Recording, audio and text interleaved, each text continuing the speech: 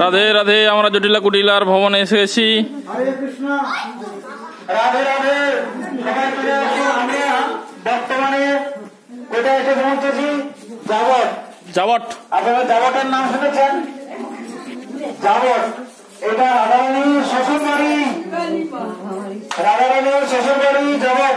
আমি কিন্তু প্রত্যেককে পরে মাহাত্ম্য জিজ্ঞাসা করবো, কে যেমন শুনেছে সেটা কিন্তু পরে পরীক্ষা হয়ে যাবে। তো সেজন্য আমরা বর্তমানে যে রেস্টুরেন্টে এলাম তা হলো যাবট।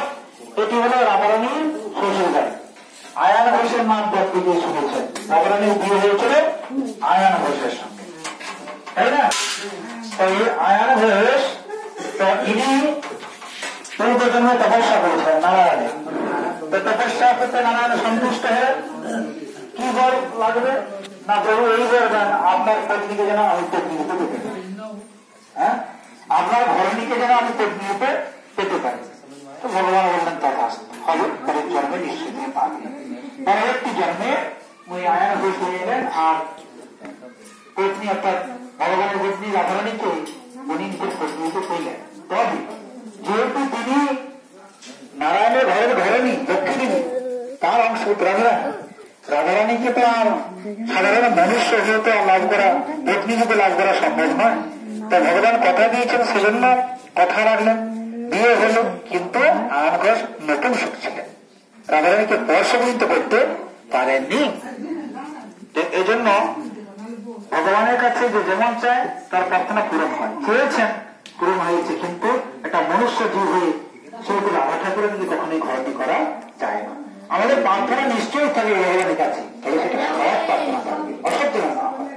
অসৎ প্রার্থনা ভগবান করবেন করবেন, কিন্তু উল্টো দিক দিয়ে এমন কিছু দেবেন যে তার লাভ কিছু হবে না। এই জন্য নতুন শুরুতে এই বৃক তিনি অভিমন্যু যার নাম ছিল, তো সেই তাকে বলে আয়ান ঘোষ, তার নাম অভিমন্যু। আর এর পিতার নাম হলো বৃক, মাতা জটিলা আর বোন কুটিলা। তো তারা সবসময় কি করতেন, রাধারানীকে ঘর থেকে বের করতেন না। মাঝে মাঝে যোগমায়া পূর্ণমাসী এসে ছেলে হলে কৌশলে তাকে বের করে নিয়ে যেতেন, রাধাকৃষ্ণের মিলন হতো, তাই না? আপনারা সেগুলো তো নৌকা বিলাস লীলাতে সবল করেছেন। তো সেই জন্য আর এখানে যে দর্শন করছেন এই কৃষ্ণকালী, ওটাও তো জানেন, কৃষ্ণকালীকে যে দর্শন করছেন তারা জানেন যে আয়ান ঘোষের পুজো কি মায়ের পুজো হতো। হ্যাঁ, তো এই মায়ের পুজো করছেন, কিন্তু রাধারানীকে পুজো করছেন, তিনি তো কৃষ্ণেরই তো করবেন না, ভগবান।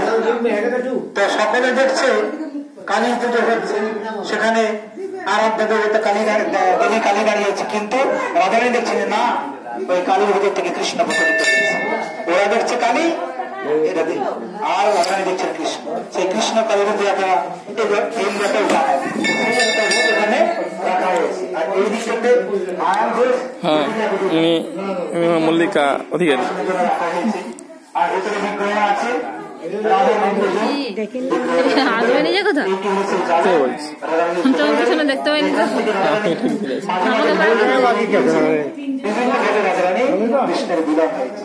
দেখো এটা শ্বশুর বাড়ি, জটিলা কুটিলা মন্দির কি আলাদা না? এইটাই এইটাই জয় রাধে। জটিলা কুটিলার ছবি কোথায়?